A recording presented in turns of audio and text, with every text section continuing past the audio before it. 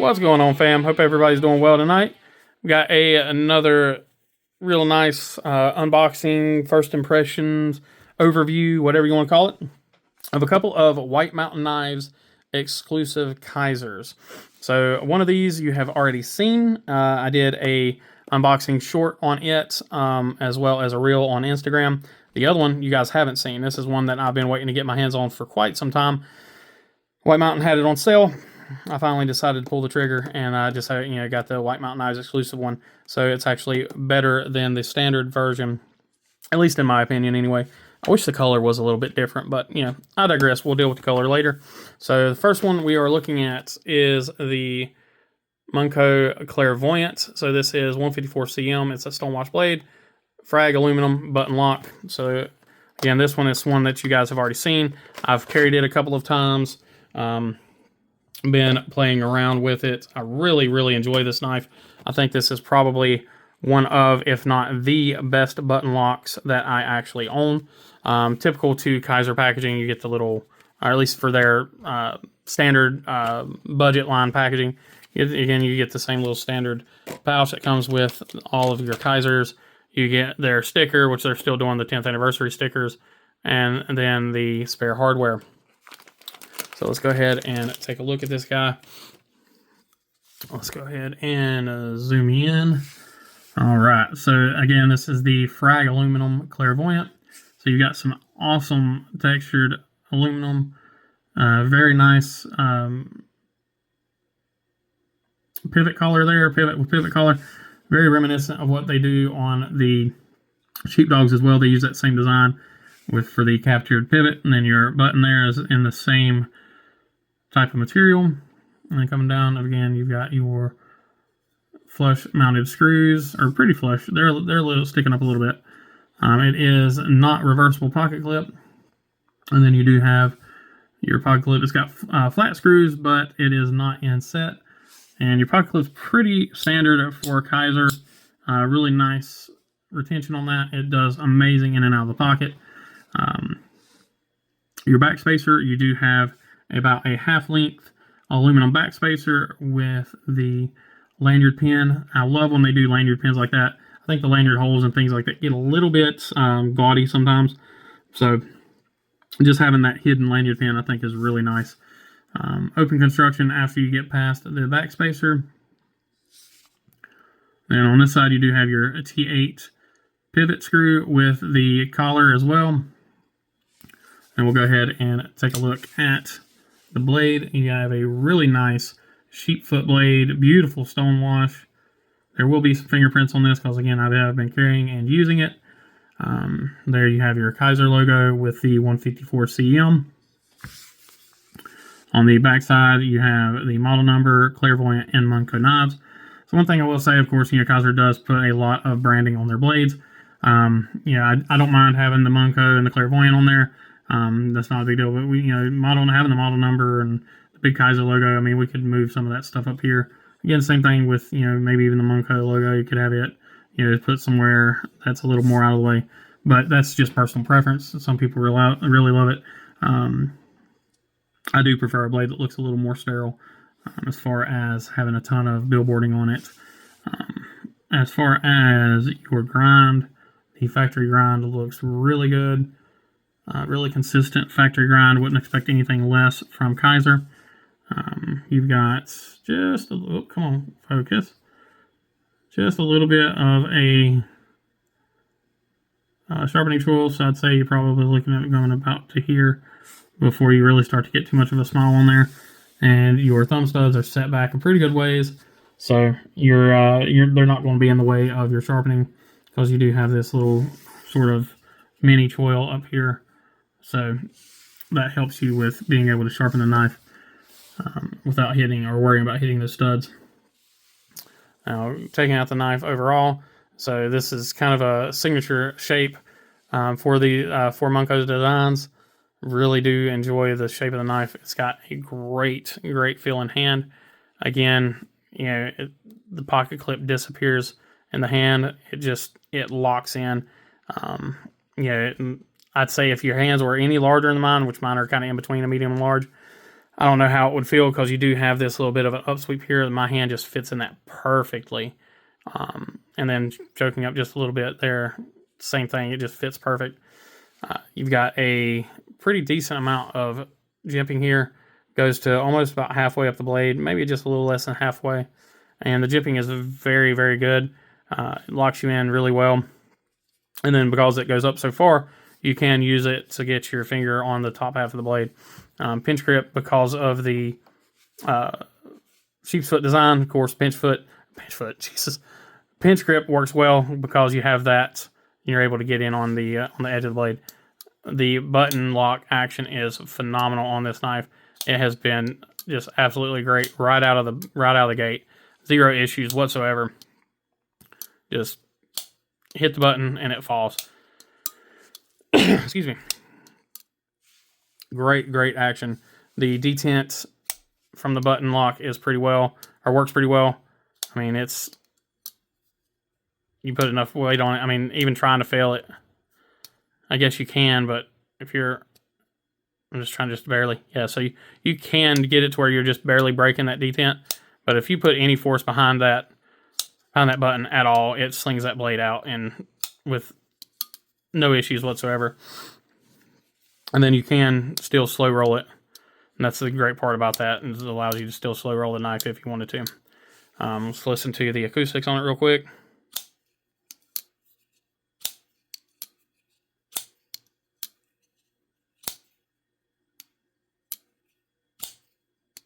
So you can hear it's got just a little bit of button lock. A little bit of button stick. So the button stick is, again, that's something I've talked about in multiple videos, where I actually do prefer to have just a hair of button stick on these knives, just to make sure that they have the ability to stay in check there. Let's go ahead and quickly go over the specs on the blade. So we are about a 3.5 inch cutting edge. Total length, we are looking at just over 8.25. So pretty standard for that for this size of knife, or for this type of knife, for like, the kind of a mid-sized EDC, mid to large size EDC. It is fairly lightweight. You're looking at 4 ounces on this guy. So not too shabby for a aluminum frag aluminum full-size knife. Again, you got a really great full-size grip on this. Fairly thin handles, but just an absolute banger of a button lock. And these things are not too expensive. It was on sale when I got this one. It's not on sale any longer. I only paid $66, I think, from White Mountain Knives for this guy. And I don't remember what the normal price is on them. I'll put it up here. That way you guys can see that. But even for the normal price, I think the normal price is still less than 80 bucks. It's not a bad blade, especially, you're getting 154 cm, which is a pretty damn good steel, and, the frag aluminum. But of course, there's a million discount codes out there for White Mountain Knives. Of course, I don't have one yet, but, it is what it is. So you guys feel free to use any of the hundreds and millions of discount codes that are out there for the White Mountain Knives, guys, and pick one of these up. You will not regret it. Next here, we have, again, another exclusive. So this is the Paragon Extra Mini from RS Knife Works, and this does have the 3V stonewash blade with the red and black Damascus. Again, this is one that I've been looking to pick up for quite a while. Not this exact model. I was hoping to get one of the ones with the black wash blade, but it's not a big deal. Here we've got 2 Kizer stickers that come with it. And then, of course, you got the normal things. This has your product paperwork, and then a little microfiber in there. Then, of course, you get your extra hardware, and then the blade. So we're just going to go straight into checking this guy out, straight down into the zoomed in. All right, so you have the Damascus scales here. Again, that really, really big pivot. So it is a D-shaped pivot with a really nice collar on there, and it looks massive compared to the rest of the blade, or rest of the handle. It's kind of the theme with this knife is, things making the handle look small. But this is a a fairly full-size blade. You do have some awesome machining here on the G10. You have your screws that are all pretty much flush. And taking a look at the back, you have about a half-length backspacer. And the backspacer does have some really thick jimps in there. And it does stick up, so this is kind of one of his signatures. He did this on the Vosteed Griffin as well, where you have the backspacer sticking up from the scales, and some people were wondering how that feels. You honestly don't even notice it. Taking a look here on the other side, you've got that same milling out, and then you have a kind of an interesting pocket clip.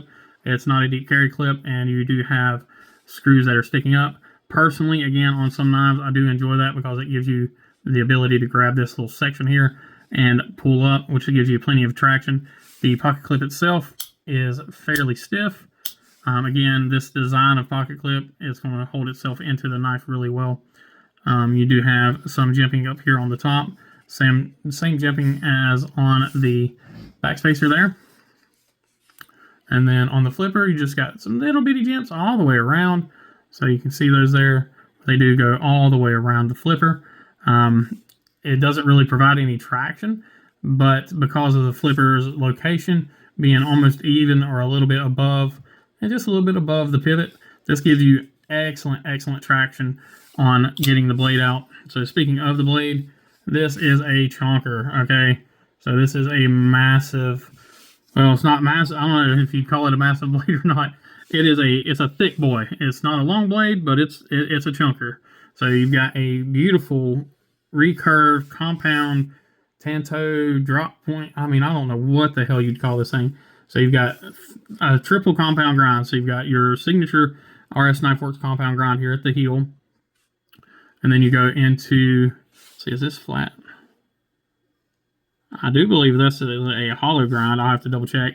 But I believe that goes into a hollow grind. So you have your flat grind here. Actually, this might be a hollow too. It's hard to tell. Anyway, you've got your grind there, which doesn't leave you a whole lot of sharpening love, but you do have plenty of room there for the sharpening. Then you have your recurve on your normal tip. Then you have another compound grind here on your tanto portion. Then you have a massive swedge that comes down. And then these almost shark gill looking cuts in the blade. Of course, you have your big Kizer logo there, and then the 3V, which I love me some 3V steel. On the other side, again, you have all of that branding that you see from Kizer. You've got the name of the knife, the Paragon Extra Mini, which, this is not a small knife. And then you have the RS Knifeworks logo, as well as the model number. The same information there. So let me just grab, try to find a microfiber. Let me wipe this off real quick just so we can see that beautiful stone wash that's on this blade. This one has a little more oil on it because it's not been carried or anything like that. There we go. So again, you can see that beautiful stone wash on the blade. The grind lines are fantastic. Doing grind lines on something like this are absolutely horrible. So you do have a really good transition right there on your tanto portion. Really beefy tip. Grind lines all look good. Take a look at that tip. So that tip is nice and strong. That thing is not going anywhere. Especially being 3V2, that's going to be a super strong tip. So, all right, let's go ahead and go out and take a look at this blade a little bit better. So again, we've got the kind of it really does. It has a lot of reminiscence of a shark to me.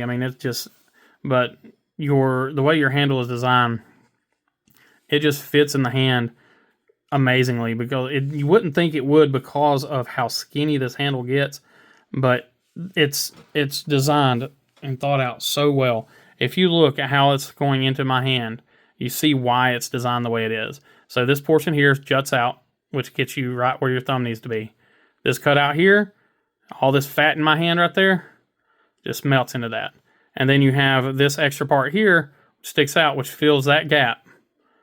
And then everything just fits. It's such a well thought out, well designed knife. RS Knife Works does an amazing job with these designs. I mean, the ones that I've had of his. So you've got the this one here now, the Paragon, which he does. Is one of his customs. Then you got the Griffin, the RS Chaos, and I think I have one more of his. Am I mistaken? Anyway, I can't think of it. So, but every single one of his knives have just been, every single one of his designs has just been absolutely beautiful in hand.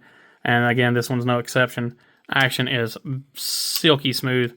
Reverse flick is amazing, much like with every other one of his knives. Oh yeah, the Morel. That's the other knife I have of his, the Vosteed Morel. So I have 3 of the Vosteed RS Knife Works designs, and then now I have the one of the Kizers as well. And I'm sure he has a ton of other designs, and I just need to get in on them. But just, again, all of his deployment methods are amazing. Slow roll is great. It's just, but with such a chunky blade, I mean, you literally, once it gets, you break the lock, it hits your thumb, you just let go, and it just goes.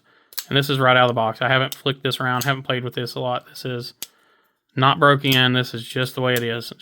And we'll listen to the acoustics on it. I'll shut up so y'all can hear it.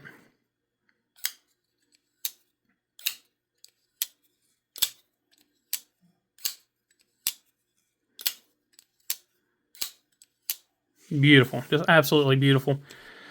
Go ahead and look at some of the specs on this guy. And I know this is a bit of a longer video for you guys, but I wanted to go ahead and just do 2 knives in one, so y'all could check them out together. 3 1/4-ish cutting edge, because your cutting edge does come down here further. Probably the official blade length would be 3 inches, because depending on where it's measured from, the scale does come up to that 3-inch mark. Total length is 7 3/4, right at it. So blade length to handle is pretty daggone good. You can see that when closed. I mean, it comes all the way down. And our weight on this guy, it is a bit of a chunker. Oh, let's try this again. 5.1 ounces.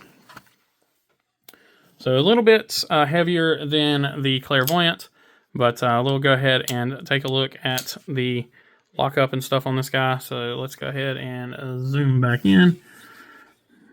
Take a look at that lockup. So our lockup we're looking at is spot on. That is 100% lockup. So let's see if we can't get, where the hell did I put my flashlight? There it is. All right. So there we go. So your lockup is really solid, and there you can see the detent ball and everything as well. Or do we have any milling? So you do have just a little bit of milling in the steel liners there. Nothing crazy. And then how is our centering? We are perfectly centered. So no issues whatsoever there. Again, a knife that I really do enjoy.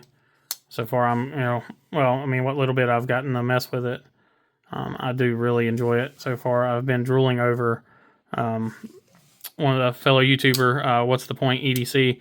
I've been drooling over his for a while, and the next one I got to get is the Megalatherium, however the hell you say it, the Eliza Isham knife. Let's go ahead and close this blade so I don't end up hurting myself. Check the pivot, or check the screw tolerances. That's pretty dang good. And it's got a little bit of a wiggle to it, so you can see that there. But that's still within my acceptable limits.